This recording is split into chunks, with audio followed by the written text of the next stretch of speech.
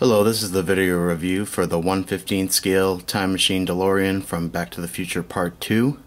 It's got a lot of nice features, light up and sounds, nice display box. It's got a little try me button on the top of there.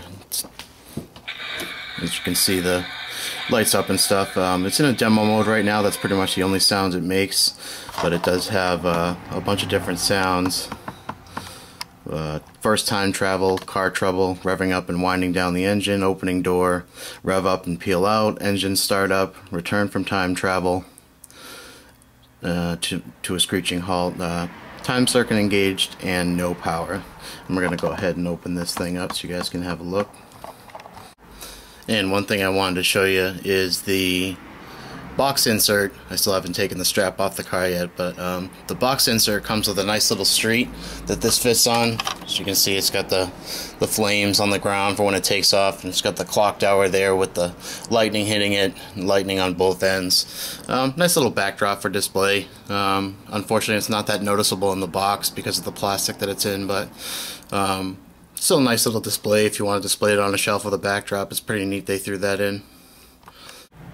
Okay, so there you have the DeLorean. Now I also want to say this is made out of plastic. It's not die cast, which is fine. If this thing was die cast, it'd be really heavy. Another thing is there was the 1/18 die cast version which didn't have lights and sounds. It was just a it looked just like this. The wheels folded up for like the flying from the scene at the end of the Back to the Future Part 1 and the car from Back to the Future Part 2, where the wheels fold up and become like thrusters.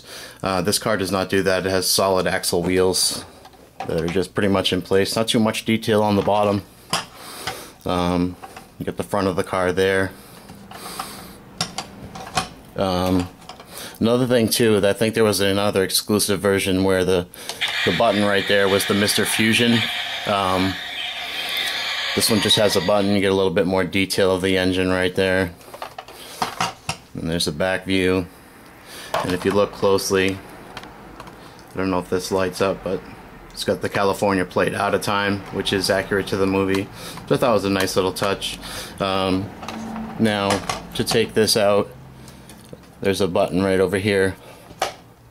It's going to say the test, the try me, the off, and play. So we're going to switch this to play, which is going to open up the other sounds. There's 3 AA batteries in this compartment here. It does come with the batteries, which is nice. A lot of toys nowadays do come with batteries. It's pretty cool. So we're going to try out these sounds now.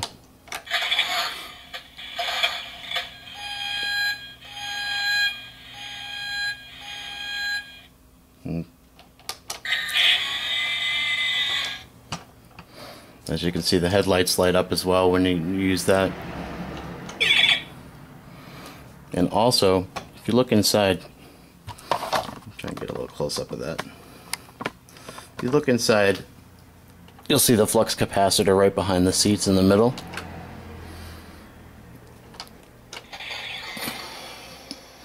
There you go. You see the flux capacitor lighting up. Very nice touch. Very cool. There's still a few more sound effects. The interior is pretty detailed, pretty accurate to the movie. You know, you got the little gauges in there. The speedometer on the dash. You got the things mounted to the dash. Very accurate to the movie. It's got some little seat belts. And a few more sounds. Let's hear the rest of them.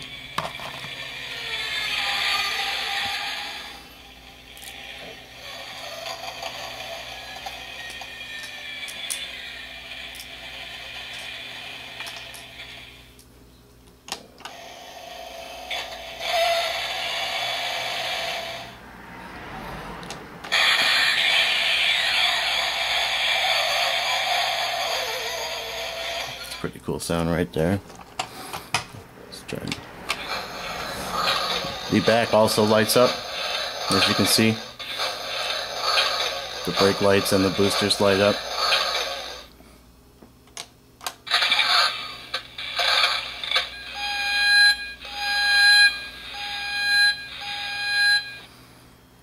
And that's pretty much it for the lights and sounds.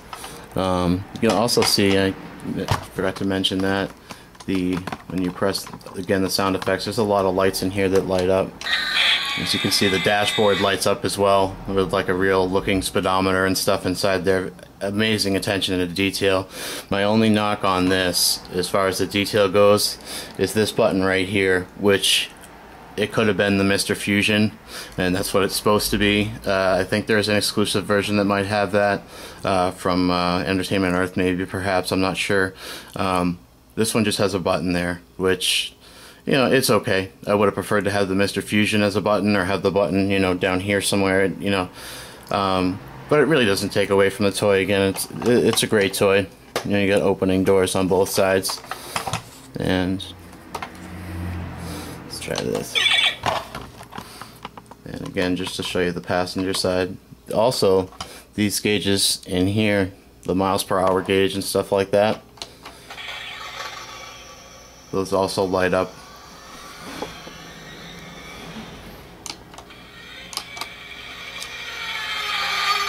I think it's only on certain sound effects that it lights up.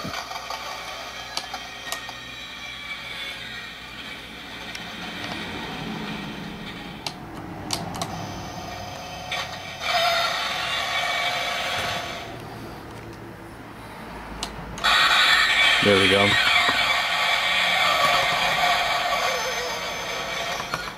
It's also got the little keypad in there where you enter in the time from the movie.